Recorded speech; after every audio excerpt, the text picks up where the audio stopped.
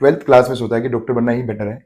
ना मैं एनडीए दे पाऊंगा, ना सीडीएस कर पाऊंगा, जो मेरा मेन ड्रीम था। जी, फिर मैंने डॉक्टर बनने की सोची और फिर मैंने डॉक्टर की तैयारी की। जी। एंड तो दिस इज हाउ सिलेक्ट। सबसे पहले स्कूल टाइम में सबसे बड़ा इंटरेस्ट होता था नॉर्मली, जैसे मैं गांव में रहता था तो एक इंटरेस्ट था फाइटर पायलट बनने का। जी, और फिर मुझे लगा कि मैं मेडिकली फिट नहीं हूँ उस चीज़ के लिए, क्योंकि मेरे दोनों कानों में सुनवाई कम थी।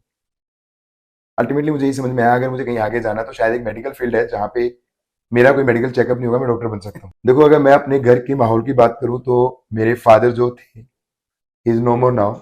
वो एक डीटीसी, दिल्ली ट्रांसपोर्ट कॉर्पोरेशन में हुँ, कंडक्टर थे। कंडक्टर से वो कैशियर प्रमोट हुए। मेरे घर में किसी को भी मेडिकल स्कूल का कोई आइडिया नहीं था। ना मेरी माँ को, ना मेरे फादर को, ना मेरी सिस्टर्स को, ना ब्रदर, किसी को भी नहीं।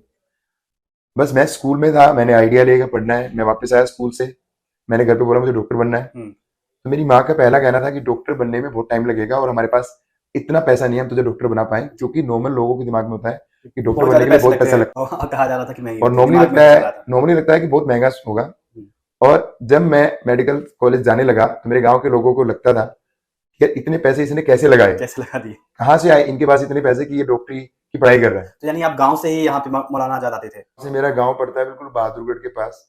बहादुरगढ़ से मैं डेली, मेरा कॉलेज था दिल्ली गेट पे दरियागंज के पास।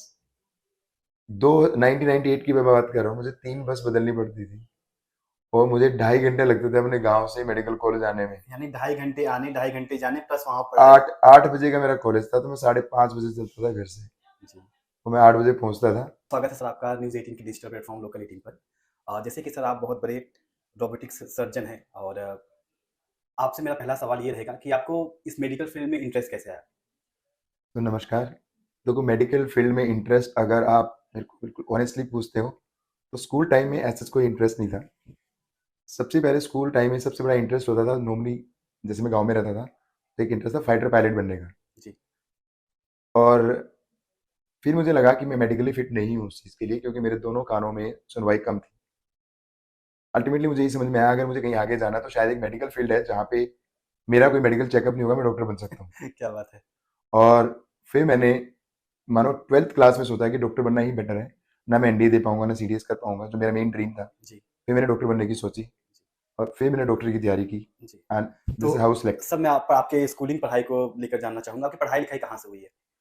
देखो, मेरा जो गांव है वो दिल्ली के पेरीफ्री में है, जिसको हम बेसिकली कहते हैं कि ग्रामीण दिल्ली। जी, और मेरे गांव में छोटा स्कूल है जिसमें मैंने अपनी फर्स्ट टू फिफ्थ क्लास तक की पढ़ाई करी।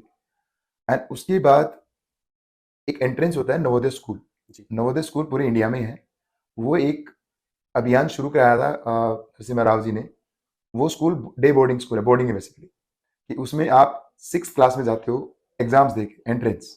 और एक साल में खाली 80 बच्चे सेलेक्ट होते हैं और 80 में 75% गांव से, 25% अर्बन। और सिटी से। यस, सो उसमें आप, मेरा सिलेक्शन हुआ।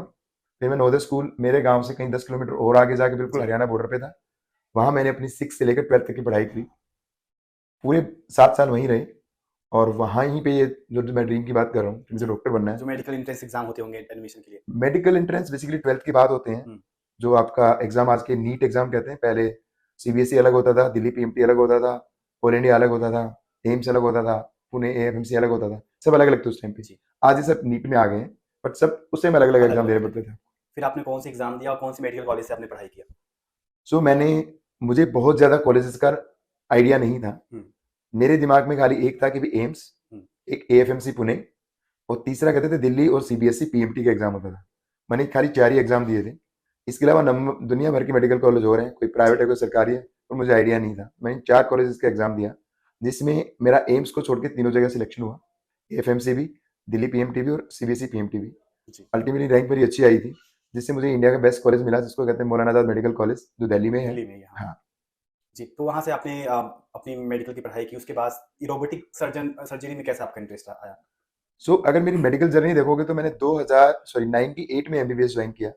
5.5 साल की एमबीबीएस होती है, 2003 में वो खत्म हुई। हुँ, फिर उसके बाद मेरा एमबीबीएस करते हुए दिमाग में था कि मुझे सर्जन बनना है। जी, तो पहले आपको सर्जन बनना पड़ता है। तो फिर मैंने 2004 में सर्जरी ज्वाइन की। तीन जी, साल का सर्जरी का कोर्स होता है। और जब मैंने सर्जरी का कोर्स किया तो फिर मेरे दिमाग में था, आगे मुझे क्या करना है। तो आज के टाइम में जनरल सर्जरी की पूछ थोड़ी कम हो गई है। तो मुझे बनना था कि या तो मैं यूरोलॉजिस्ट बनूं या मैं कैंसर सर्जन बनूं। उस टाइम कैंसर सर्जरी का रोल बहुत ज्यादा करेज लोगों में नहीं था। तो मैंने एग्ज़ाम दिया जिसको हम सुपर स्पेशलाइज़ेशन एग्ज़ाम कहते हैं, उसमें मेरा सिलेक्शन हुआ। उस टाइम में पहली बार ही एंट्रेंस हो रहा था जिसमें 8 लोग सेलेक्ट हुए थे बस, मेरा सिलेक्शन हुआ।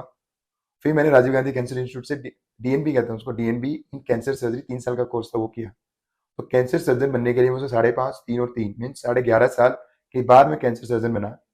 और जब कैंसर सर्जन बनने के बाद मुझे लगा मुझे अभी कुछ और अलग से करना है। जी, तो उसी टाइम रोबोटिक सर्जरी का क्रेज चल रहा था। रोबोटिक सर्जरी कैसी होती है, क्या होती है, मुझे नहीं आइडिया था। तो उसके बाद मैं गया यूएस 3 महीने जी, एंड यूएस में मैंने सोचा तो बेस्ट कैंसर हॉस्पिटल वर्ल्ड का एमडी एंडरसन कैंसर सेंटर, मैं वहाँ गया 3 महीने के लिए। मैंने वहाँ रोबोटिक सर्जरी देखी और मैं वापस इंडिया आया, हमने रोबोटिक सर्जरी स्टार्ट की।